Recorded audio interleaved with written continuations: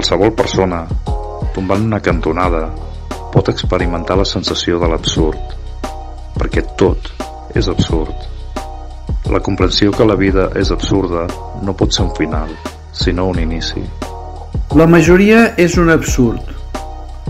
La intel·ligència sempre ha sigut dels pocs.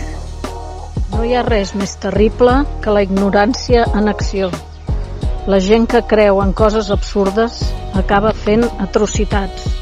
Per què als humans d'avui els fascina tant comprar i consumir i, en canvi, senten tan poca afecció pel que compren? Si els humans tinguéssim 2 cervells, segur que faríem el doble de tonteries.